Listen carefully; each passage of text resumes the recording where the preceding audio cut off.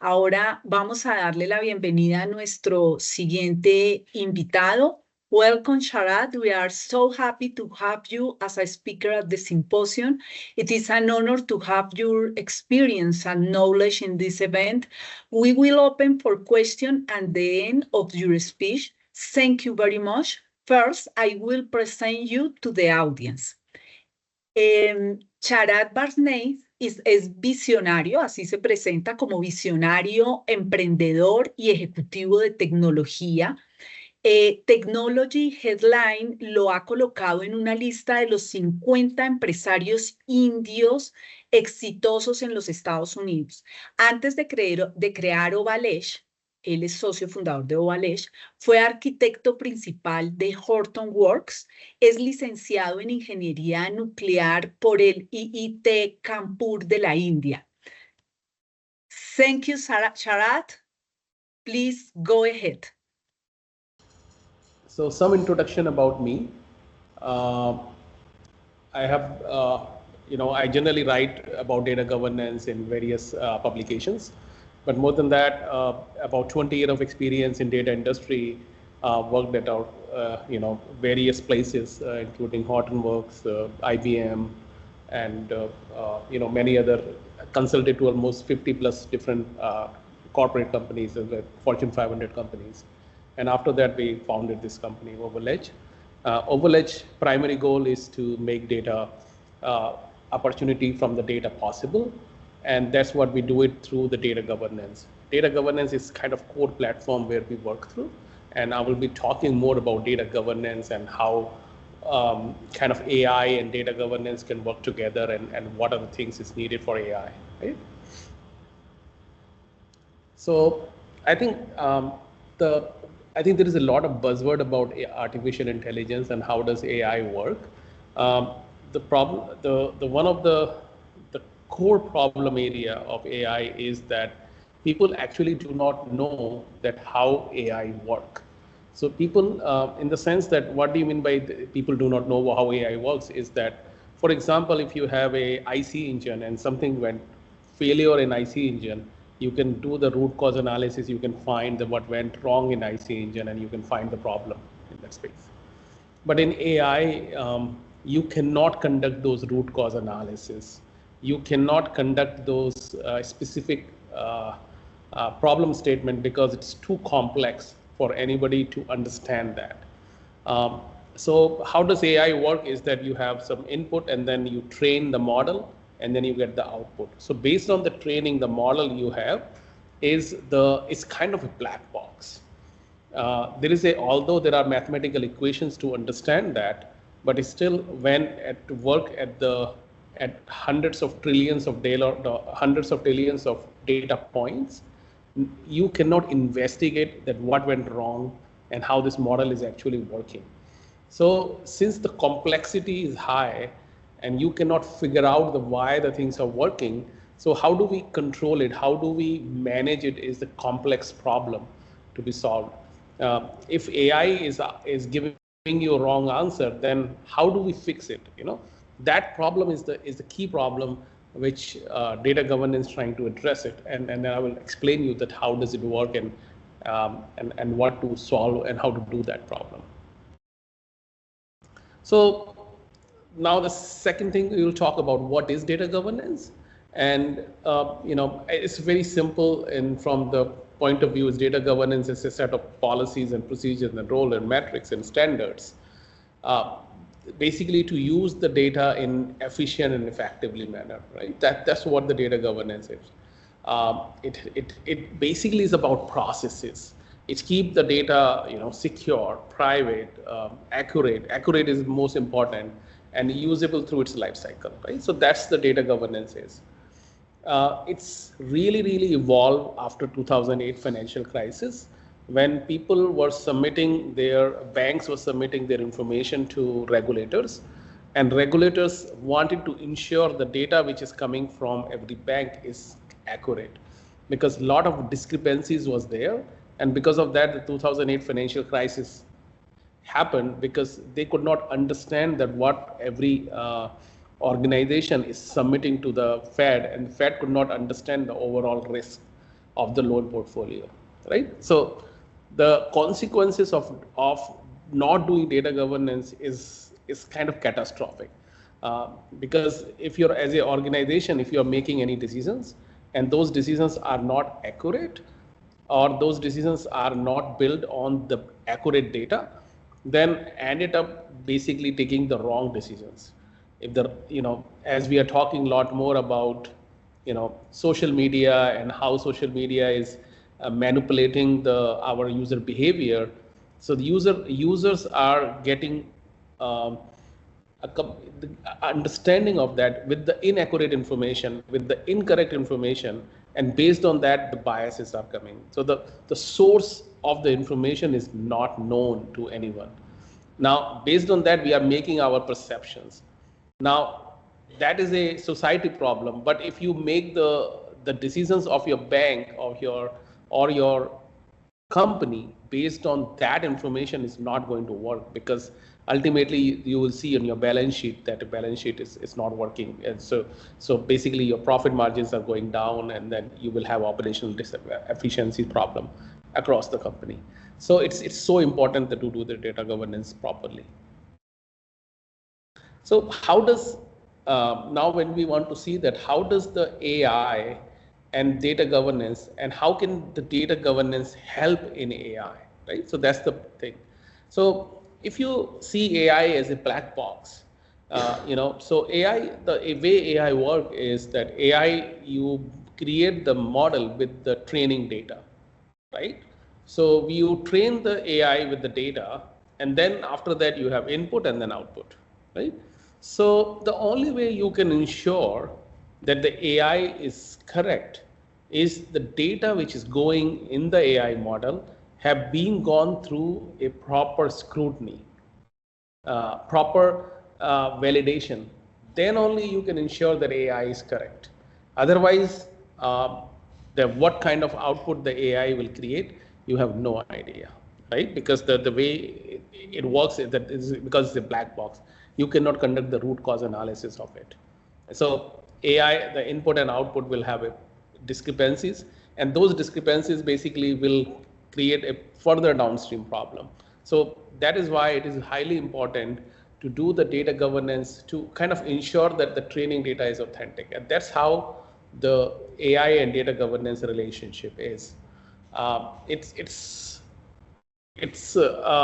and only can be done on the training data. You cannot do the AI, you cannot do the data governance inside the AI. You have to do before it or after it. You just cannot do it inside the AI model, because that's too complex. And it's, as of now, with current technology, maybe with the future technology comes in, and maybe something we find that how AI actually works, and maybe create something. But as of today, that is the only possible technological challenge we have, and the only solution we have is that we do the governance on training data, and that's how the AI can be done. So how do we do data governance? Okay, so we said, okay, let's do the data governance on training data, but how do we do that, right? So that's what we call it, data governance framework. The data governance framework, how does it work, is that you identify all the data sources you have in your company, which can be used to train the data. You identify all the owners, their stewards, their responsibility, that who owns which data, so that you can manage it properly. And then you form an executive committee to do the data governance. And why this committee is important, because otherwise your program of data governance will not work, because the executive sponsorship will not come, the leadership will not be aligned. And that's why you need to have a governance committee at the top, which includes not only CDOs, but CIO, the VP of different business units. And all these people kind of ensure that we are doing data governance, right? So that is the key part of that.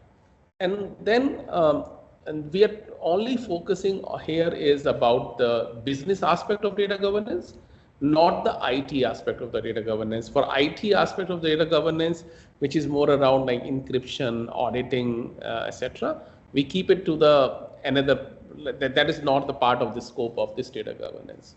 So what are the three part of the data governance scope? What we consider as the very high level objectives are data access management, ensuring privacy compliances, metadata governance, and data quality improvement lifecycle. And I will go to the detail of that how each program work and when we do the data governance, right?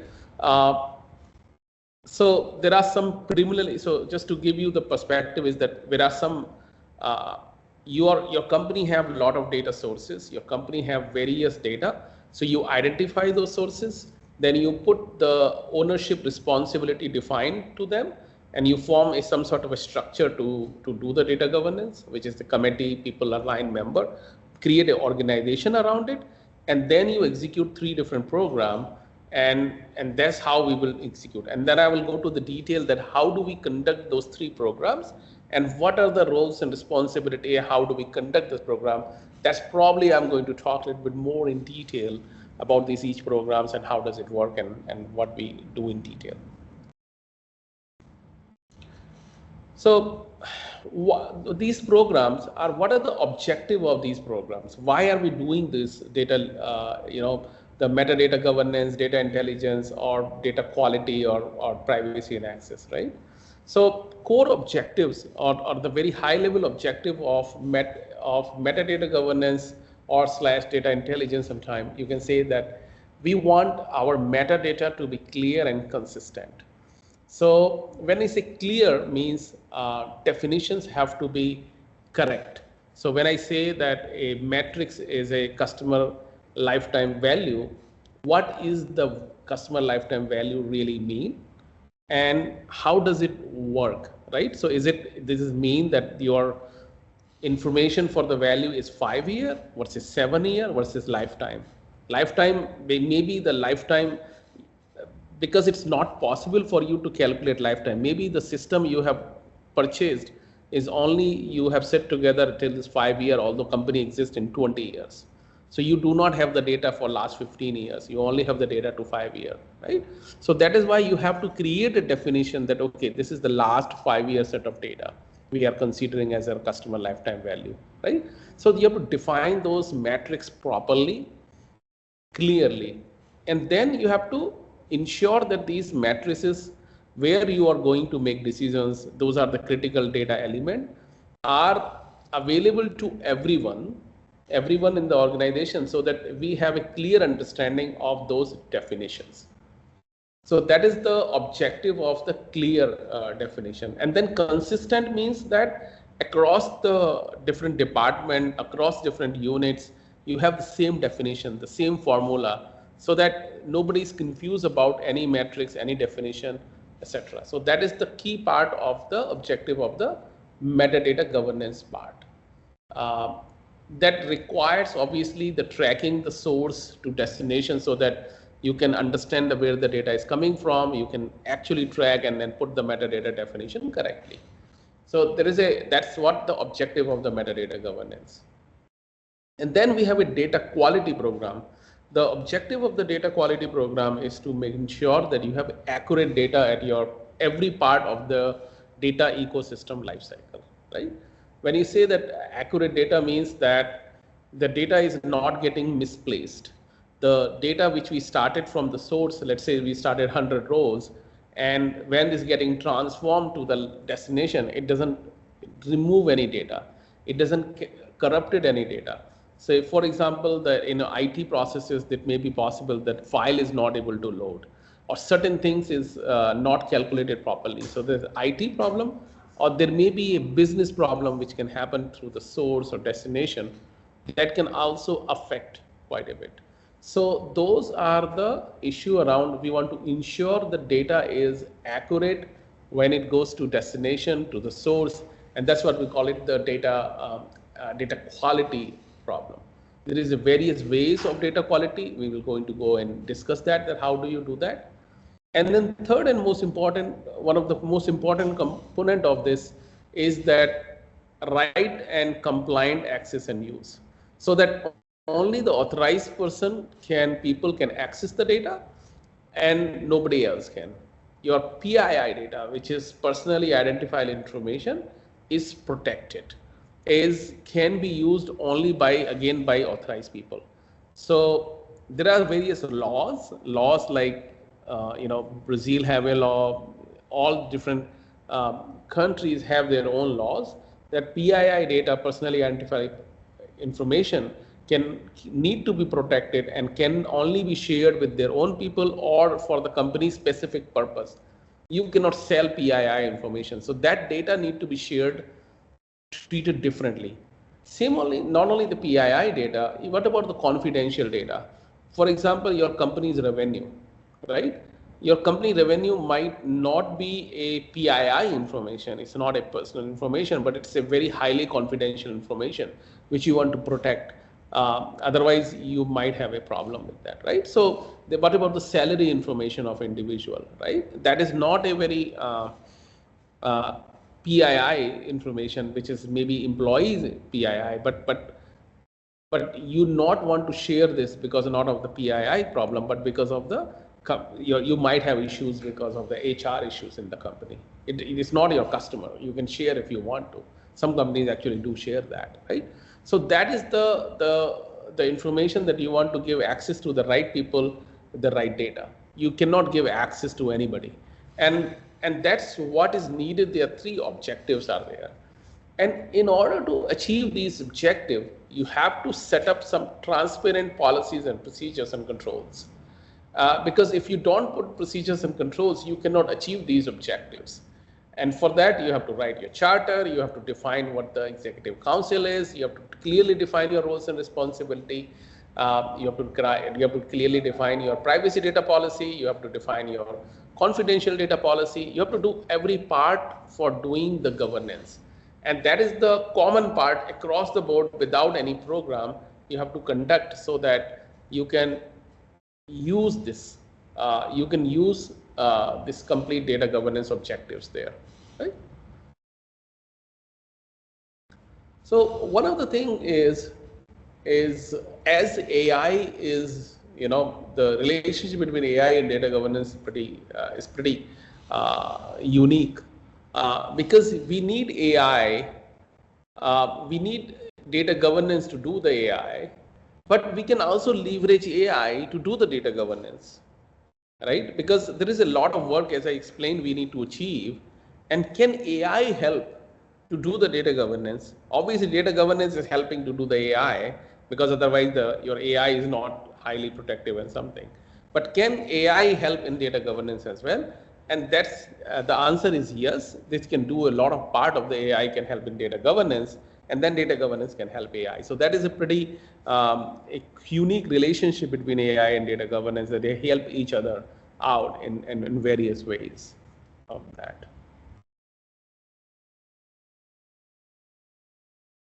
So generally the people a lot of people have a misunderstanding about the data governance, that hey, the data governance is set of policies, procedures, and controls, and we don't need any management tool or something to do the data governance. So imagine this: the data governance is like an agile methodology, while Jira or project management tool is a tool which can help you achieve that methodology, right? If you don't have the tool, it would be very, very difficult to run your agile methodology. With the same analogy, you need a tool or a platform to do your data governance. Otherwise, doing the data governance, achieving the AI is impossible. You cannot do the data governance because the data sources have grown to hundreds of data sources now. It used to be one or two data sources, 30 years ago, but now there are so many SaaS applications, there are so many data flowing everywhere, there are so many data sources, right? So you need a platform and a tool to do the data governance. And one of the main foundation for the data governance is a kind of a data platform which collecting the active metadata and keep collecting the metadata and kind of a available for everyone for various purposes so that we can do data governance. So you need that platform to do the active metadata collection.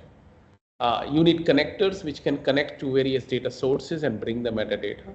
You have to apply some sort of a security, roles, permissions. You need to make sure put some workflow engines. You have to use some algorithms to do certain work in that. And you need to understand some measurement of where the program is going and use some APIs for automation, right? So those are the basic foundation which you need in a platform to do the data governance. And after that, what I have divided into the data governance work into 3 areas again: metadata governance, data quality, and access and privacy and access compliance. So for doing the metadata governance, you need 3 tools. The one is the data catalog, lineage, and a business glossary.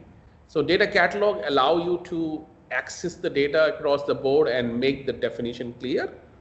The lineage understand from source to destination, and business glossary help establish the consistency in the data catalog and across the board. So you need those 3 tools to do the data governance, which is the metadata governance. For data quality, to achieve the data quality so that you can ensure the data is accurate, you need data quality rules so that you can write rules in this one so that you can proactively test data quality. You need some sort of anomaly detection so that if something goes wrong, we can get some sort of an alert. That is another tool is needed, and some sort of dashboards and understand how the quality of the data is. So that is another tool is needed to do the data quality work. And for the privacy access is again you need 3 different tools to do the privacy and concern. So one is you need a classification technology, so you can classify your data. You can say that what is my confidential data, what is my PII data, what is my non-confidential information, what is my secret information, what is super secret, what is publicly available, what is the commonly available in the company. So you have to divide your data into various sections. Right now the data is not divided that way. Data is divided, what is my sales data, what is my marketing data, what is my purchasing data. That's how it is divided because they are different applications. But you have to divide based on the classification which is makes business sense. And based on those classification, you have to put some sort of access control into it. So for example, if the data sales data is, you have access control, only salespeople can see it. But if the HR needs the sales data, then how would they do it? They cannot see it, but they want to see it. But then the sales data, you want to organize it by, hey, this is the publicly available sales data, or this is the very highly confidential sales data, which only the VP of sales can access it. And this is the available data set source, which can be used for analysis for everybody in the company. So when you divide the data in different sections, you can put your roles and conditions in that way. That way it would be available for large users, and you can put some sort of control and security in place. And that is what is needed for doing the some sort of access management tool is needed to do the access control. And then also you need to understand the PII data, where the PII data is. You need to make sure that everything is auditable for the PII data, and you should be able to complete your data fiduciary duties, which the compliance and the law ask you to do. Because if the law have various conditions that if an individual of your customer asks your data from you, by law you have to provide the data to them, right? So how do we ensure that because you might have millions of customers. So if 10 customers are asking detail from you, how would you provide that information to them? You need those policies and controls as well as program to give that information to your end users. And then we have these tools which can be used to leverage the data governance for end users, so they can search the data, they can research the data, they can do some work from the data, and data can be usable through them. Because you're putting the security and control first, but it need to be used by everyone, and that's the tool allow you to use the data further downstream, right? So that's what the purpose of the tools are. So as I say that there is a tools are needed to do the data governance. Now what we want to do is that how do we actually do the metadata governance, and how do you do it? What is the process look like? So I divided this into, again, to three parts. For the metadata governance, I divided into crawl, curate, consume. So what does crawl means is that you plotted all the data into a data platform where all your metadata from various applications, from source to ETLs to data warehouse to AI systems, everything is put it into OverEdge or a central platform. Now, after that, you have your complete understanding of the metadata. So that's the crawling part which is needed. Then you curate that. For curation, what you use is that you have your team in place, various places. You invite your business users to go and curate the information. And now, obviously, you cannot curate all the information, all the data you have. You want to prioritize first. So what is the priority? You start the priority with the highly critical data. And what are the critical data? Suppose you are a hospital. For then your operational efficiencies, your operational metrics are the highly critical data. If you are a bank, then the data which goes to the call report, which goes to your financial auditors, which goes to audit, is the highly critical data.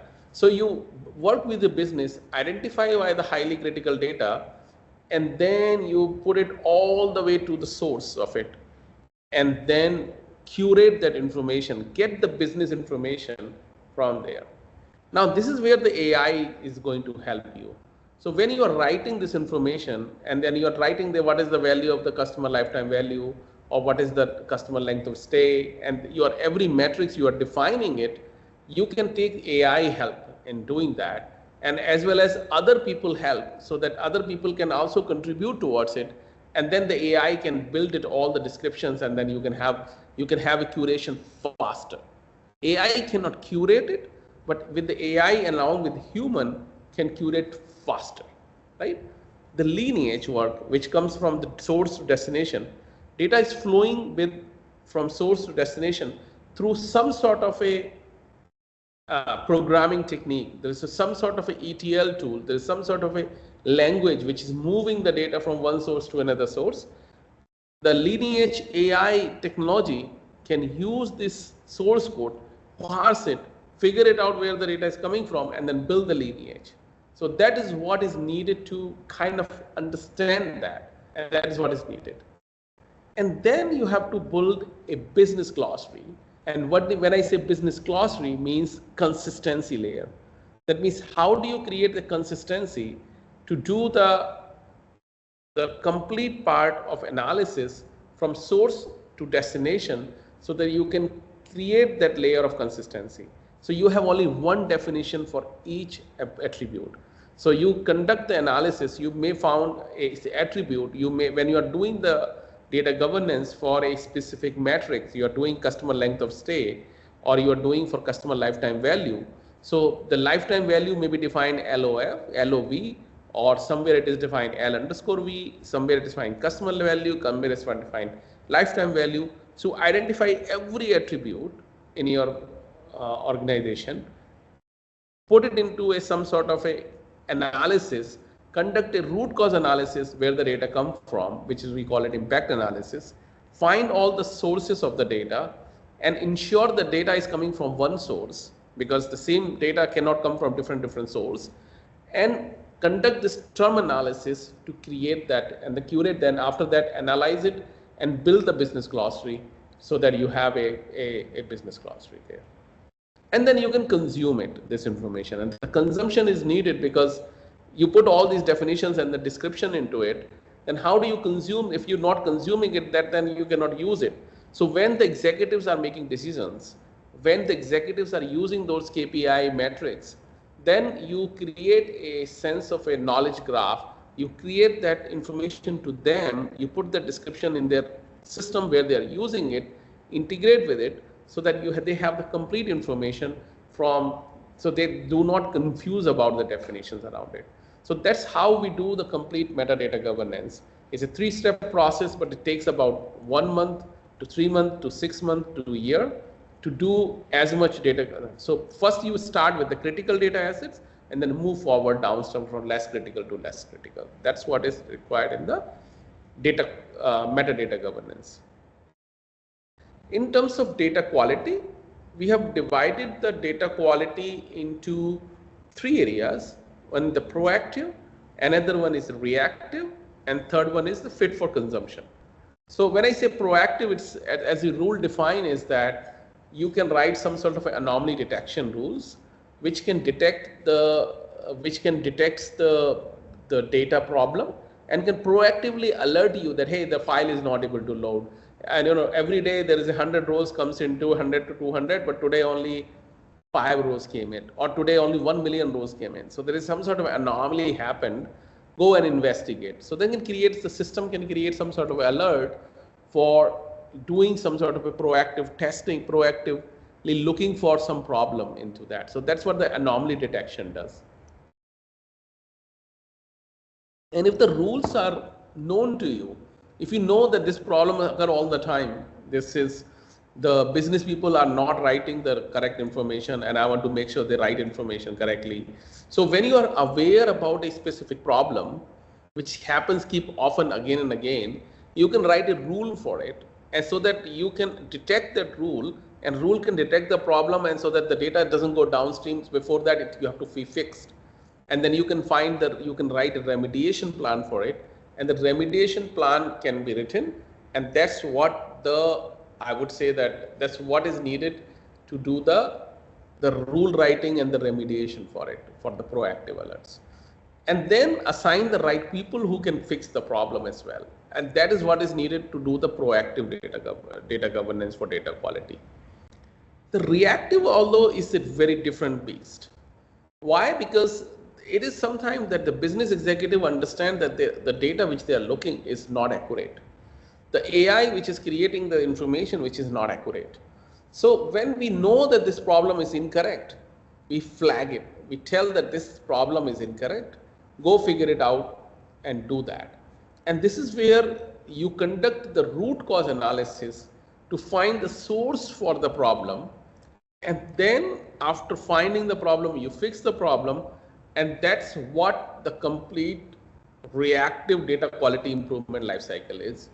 So that you start with the problem, you conduct the investigate, find the root cause, you fix the root cause, and then you control it through proactive rules, so that it will not happen again in future.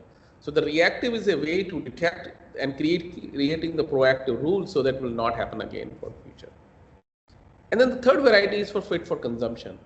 We know that there are certain rules for consumption. For example, if you are sending the report to your federal regulators, to your agencies, to your third-party provider, those always people will not accept any data. They will have a various rule for consumption.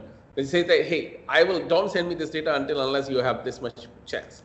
So you want to run some sort of checks to ensure that the data is fit for consumption for whatever layer.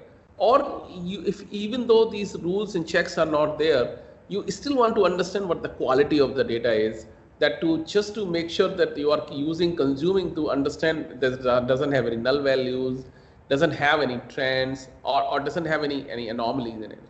So you want to understand that fully, and you need an easier way to understand that data. And generally the scores are used to understand this data, as how good it is, and understanding the trend of that score, like whether it's 100 or it will become 200, it will become 300, it will become 400. That means the data is getting better. But if the score is going down or it's going up and down, you can understand the quality is not improving overall. So that is where you kind of create those mechanisms to understand the role of that. And the third area is the privacy and access. Means that you want to comply, you want to ensure that your access is given by business. It is for business, and IT should not have a big role in providing access control. Generally, it's governed by IT, so you want to give from IT to the business so that business can do better work by themselves, and your IT role is to ensure the security, but not to do the day-to-day operation work, right? For that, you must classify your data. You must say that must say that which is the PII data, which is the non-PII data. And this is again, the AI is going to help you in the classifying the data. AI is going to help you to understand which is confidential data, which is non-confidential data. So you understand that, then you protect that, hey, which role, which permission can see what data, what kind of permissions we can apply it. And then you provide everybody metadata access. And metadata access have everyone. And then in business users can use the metadata to learn what data they have, what data they don't have, and they can request access to it.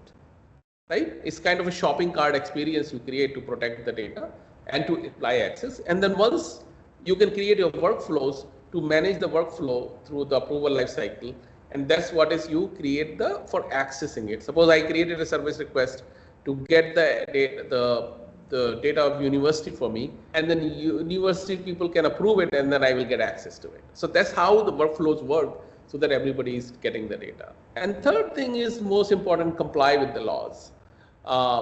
You have to make sure the privacy rights automation is taking place. Otherwise, you have to, for every request, you can't submit that request. You have to automate that process for all the privacy right information, so that as soon as somebody press the button that, hey, I need my data, and then you just skip them the data because everything is automated, right? And then all the PII data, the data processing you are doing, you have to keeping the record of it. And that's the law, that you have to keep the record of it is. You have to make sure your PII data, wherever it is, audit ready. That means the first you need to know where exactly it is, where it comes from, where it goes.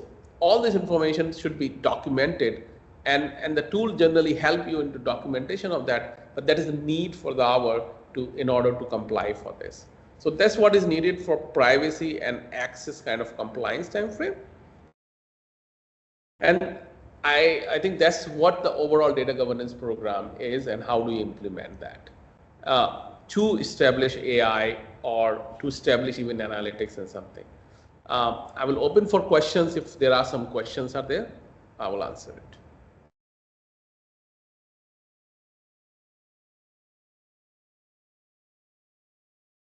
Thank you, Charat. Very good lecture. Thank you very much. I will ask for the audience about if they have questions. Wait a minute, please. ¿Tenemos alguna? Sí, tenemos una pregunta.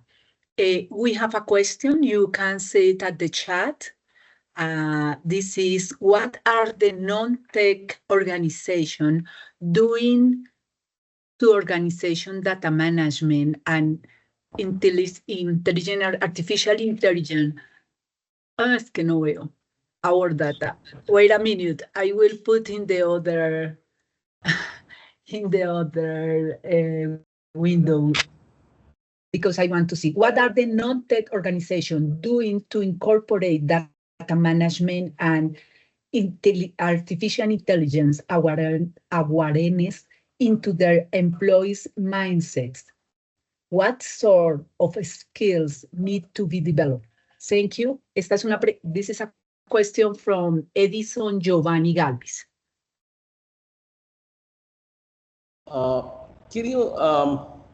Can you speak one more time the question, or you can type it? You can see the question at the chat, because I think I read very fast.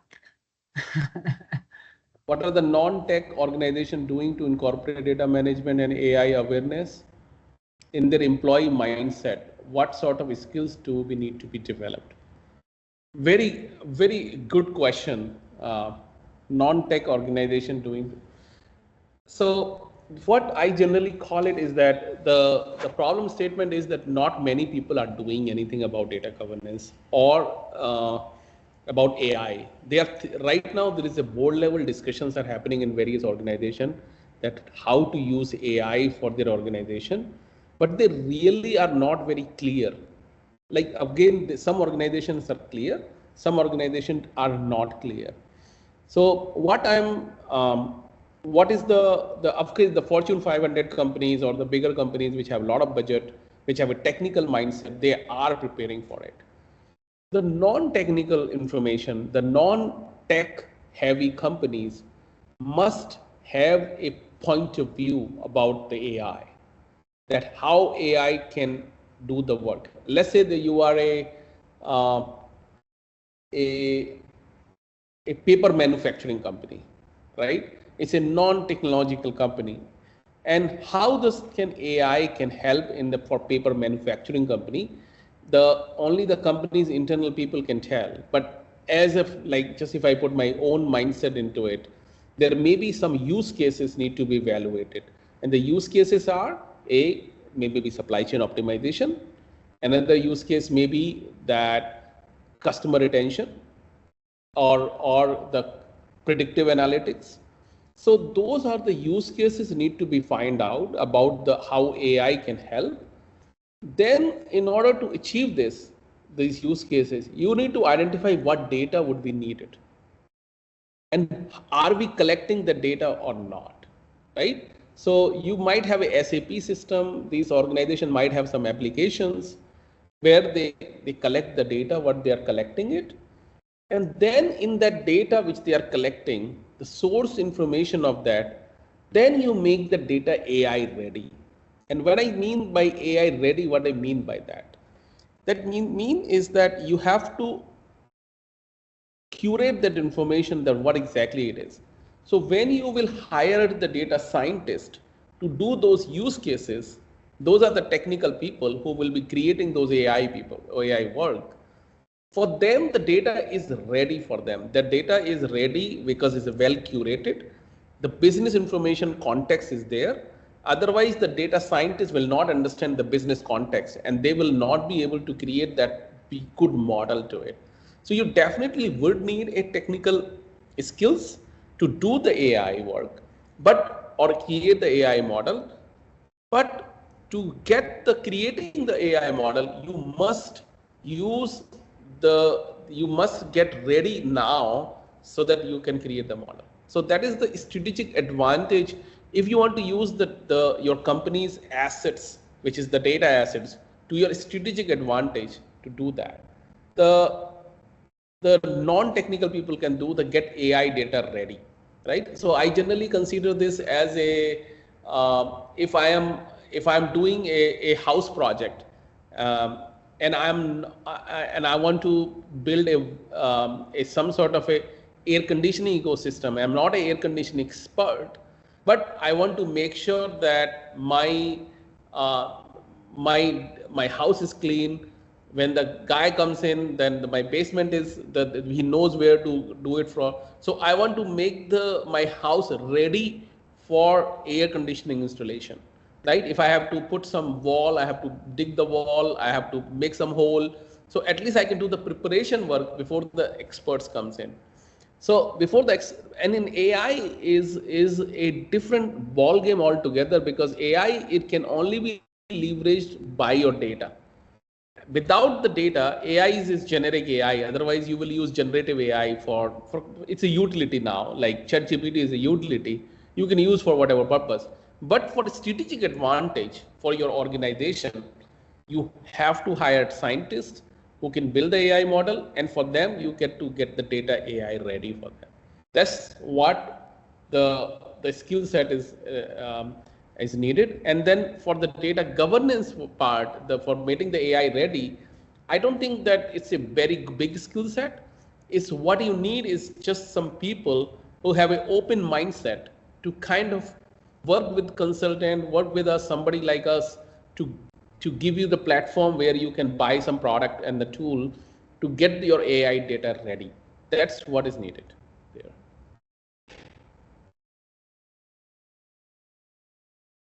So I have another question which says, in the data quality section, can you explain more about the fit for consumption? Oh, that's again a very good question.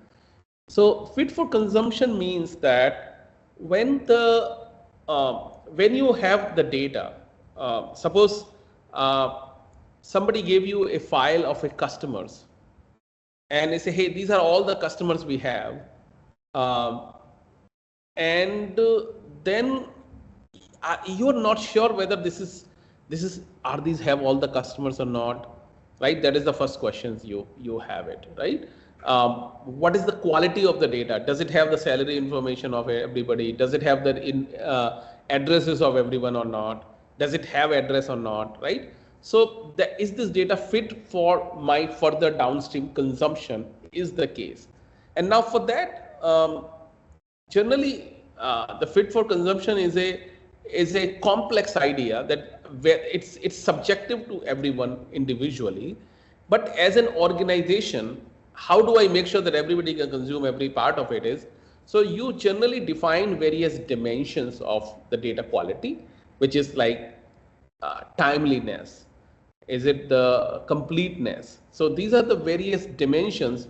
You ensure that my data, which I'm sending it to someone, have all these dimensions and calculated by on these dimensions correctly.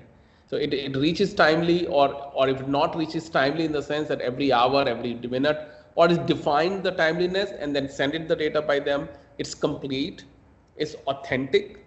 So these are the various dimensions you want to ensure it, and then you want to calculate that. And generally for calculation, like for example, that the credit score is a very good example to understand somebody's credit worthiness. It's a very subjective matter, credit worthiness. You don't know whether somebody is going to pay or not, but credit scores give you some level of idea to understand that. You still have a risk. To assess the risk, credit scores gives you. Similar to that, there is a data quality score, which can give you a subjective understanding whether this data is good for consumption or not, but it still is a subjective. It can give you some way to understand that aspect. And then various detail, ultimately somebody is consuming, that what the fit for consumption model is all about.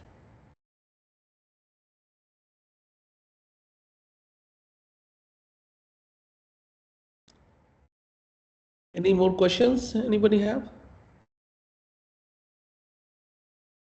No, I think all of them are telling you thank you, Sharat.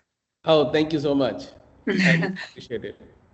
Sharat, a very good conference.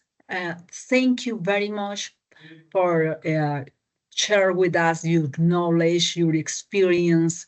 If you want, you could write your email in the chat in order to they can write you if they have more questions.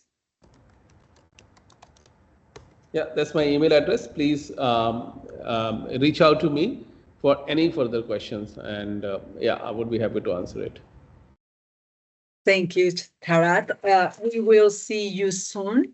We want to share more time with you, listeners, about your experience at the university. Thank you. Thank you. Bye-bye. Bye-bye.